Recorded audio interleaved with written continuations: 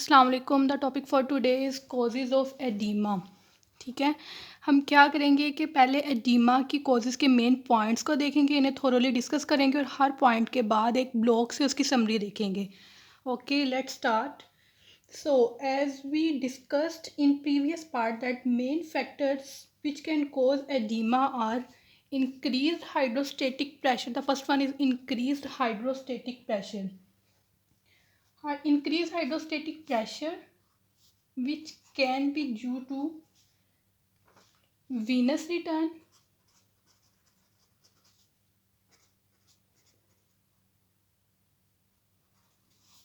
or may be due to arteriolar dilation. ठीक है, mainly due to increased hydrostatic pressure is mainly due to venous return. सो हमारा ज़्यादा focus भी इसी पर रहेगा। दो एग्जांपल्स को डिस्कस करते हैं। देखें, डीप venous thrombosis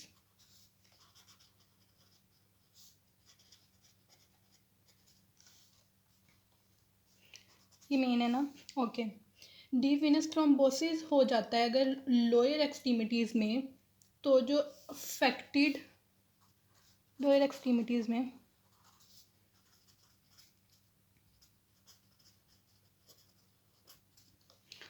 तो जो अफेक्टेड लेग है ना,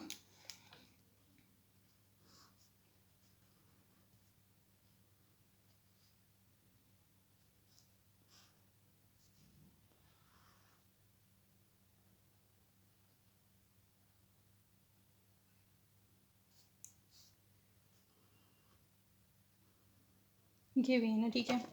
अब ये अफेक्टेड लेग है, इसके रिस्ट्रिक्टेड पार्ट यानी जहाँ पे थ्रोम्बस बना हुआ है उसके डिस्टल पोर्शन में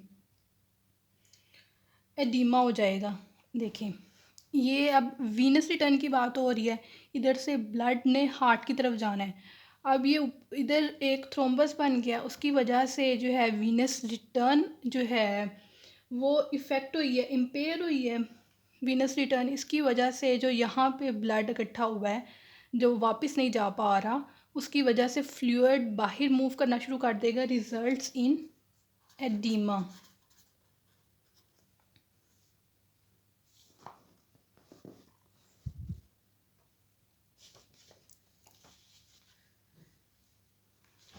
वीनस प्रेशर में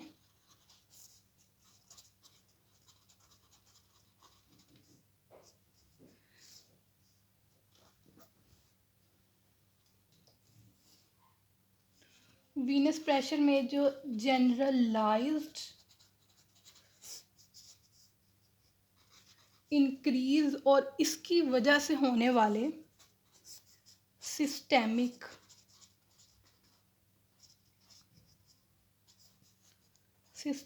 एडिमा, वीनस प्रेशर में जनरलाइज इंक्रीज और इसकी वजह से होने वाले सिस्टेमिक एडिमा, ये दोनों मोस्ट कॉमनली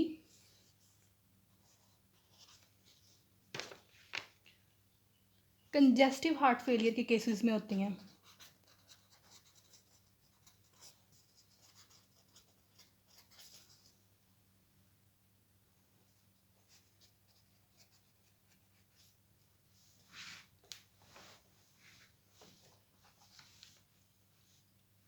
देखिए, किसी भी रीज़न की वजह से ना कार्डिक आउटपुट डिक्रीज हुई है,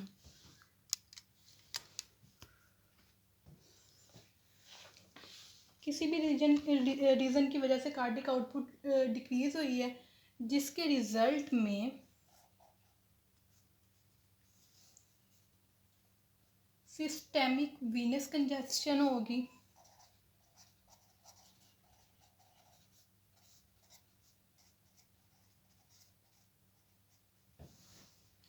and resultantly increase in capillary pressure, capillary hydrostatic pressure. और इसके साथ साथ ही ना कार्डिक आउटपुट डिक्रीज़ होने की वजह से किडनी की भी हाइपोपरफ्यूजन होती है, क्योंकि कार्डिक आउटपुट कम है।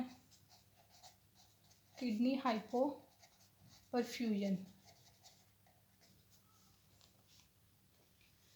अब ये किडनी हाइपोपरफ्यूजन हुई है, इसकी वजह से renin, angiotensin, aldosterone system trigger हो जाएगा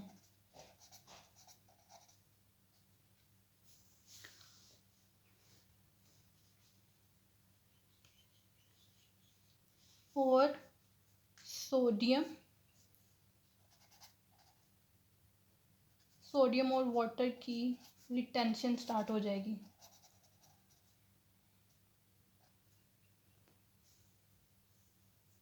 इस चीज़ को कहा जाता है hyper aldosteronism. Secondary hyper aldosteronism. Secondary hyper aldosteronism. अब एक ऐसा पेशेंट जिसकी हार्ट फंक्शनिंग नॉर्मल है, ठीक है,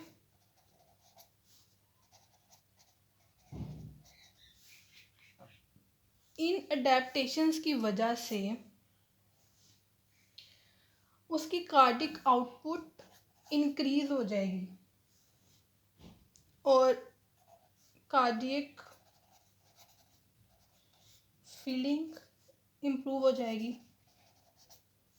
cardiac feeling improve,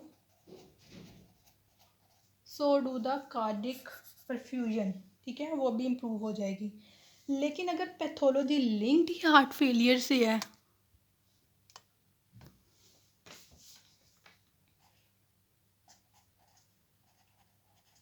heart failure से लिंक्ड है पैथोलॉजी, तो फिर ये जो सारे कंपनसेटरी मैकेनिज्म्स हैं, यानी इंक्रीज इन ब्लड वॉल्यूम,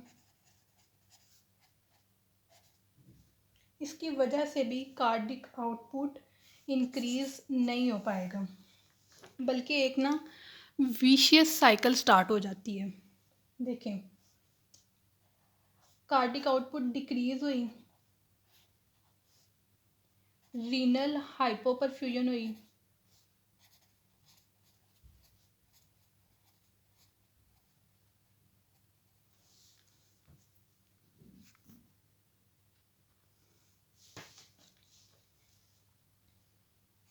जिसकी वजह से renin angiotensin aldosterone system trigger हुआ और सोडियम वाटर रिटेंशन स्टार्ट हुई, ठीक है, ये इंक्रीज हुई, ब्लड वॉल्यूम इंक्रीज हो गया।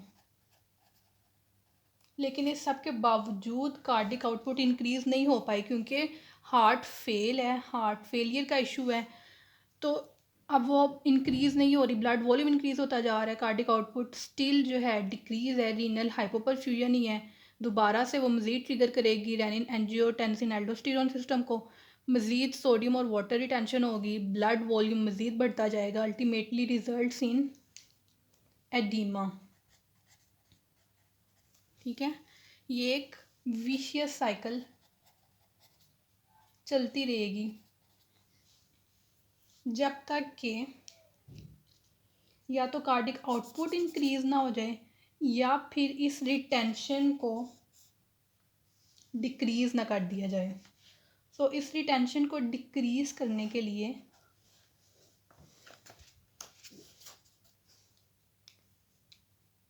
डायूरेटिक्स यूज़ होते हैं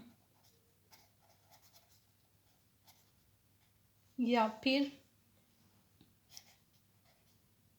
एंजियोटेंसिन एल्डोस्टेरोन एंटेगनिस्ट यूज़ होते हैं या फिर साल्ट को रिस्ट्रिक्ट कर दिया जाता है। साल्ट की रिस्ट्रिक्शन मतलब सॉल्ट कम लिया जाए, सॉल्ट रिस्ट्रिक्शन। इस तरह से सोडियम और वाटर रिटेंशन को डिक्रीज़ किया जाता है, ठीक है। अब ये तो कार्डिक ये तो कार्डिक कॉज की वजह से था।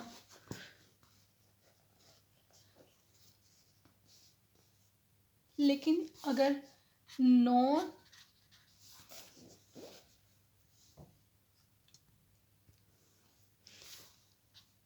नॉन कार्डियक कॉजेज़ की बात की जाए, non cardiac causes like renal tumour है और may be cirrhosis along with ascites।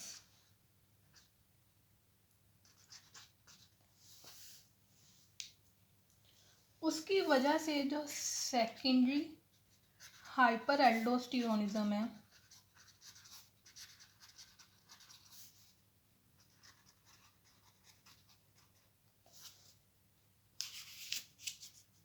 which we know is a common feature of generalized edema। इसे हमने कार्डियक कॉज में भी देखा था ये। So it is a common feature of generalised oedema. So ये नॉन कार्डियक केसेस, ऐसे cases में ये वाले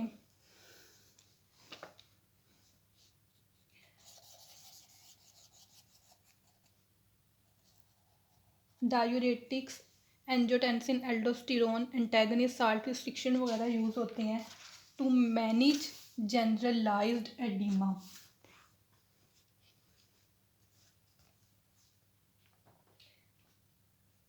due to non cardiac causes. अब हमने हाइपरटेंशन के 2 पॉइंट्स से ना, ये डीप वीनस रिटर्न जो कि मेन था, और सेकंड था आर्टीरियोलर डायलेशन। इससे तो डिस्कस कर लिया। दूसरा आर्टीरियोलर डायलेशन में भी due to some neurohumoral dysregulation और in case of heat, body में ज़्यादा हीट हो जाती है तो उसे डिसिपेट करने के लिए जो आर्टरीज है ना वो डायलेट होती हैं टू डिसिपेट द हीट। ठीक है, अब इसकी समरी को ब्लॉक से देखते हैं। देखें, सबसे पहले हम लोगों ने देखा था इंक्रीज हाइड्रोस्टेटिक प्रेशर 2 वजहों से हो रहा था, इम्पेयर्ड वीनस रिटर्न या फिर आर्टीरियोलर डायलेशन। इम्पेयर्ड वीनस रिटर्न में हमने देखा था या तो कंजेस्टिव हार्ट फेलियर था, इसके अलावा कॉन्स्ट्रिक्टिव पेरिकार्डाइटिस की वजह से हो सकता है, और उसके अलावा जो है नॉन कार्डिक कॉजेज़ में एसाइटीज़, लिवर सिरोसिस था, फिर वीनस ऑब्स्ट्रक्शन या कंप्रेशन की वजह से भी वीनस रिटर्न इम्पेयर हो सकता है, थ्रोम्बोसिस, डीप वीनस थ्रोम्बोसिस की हमने बात की थी। इसके अलावा एक्सटर्नल प्रेशर जो है ना उसकी वजह से, एक्सटर्नल प्रेशर ने भी वीनस रिटर्न को इम्पेयर कर देना है, या फिर लोअर एक्सट्रीमिटी की inactivity with prolong dependency, in reasons की वजह से वीनस रिटर्न इम्पेयर हो रहा था। और आर्टीरियोलर डायलेशन में हमने बात की थी हीट की और न्यूरोह्यूमोरल डिसरेगुलेशन की। बाकी कॉजेज़ को डिस्कस करते हैं नेक्स्ट वीडियो में। अल्लाह हाफिज़।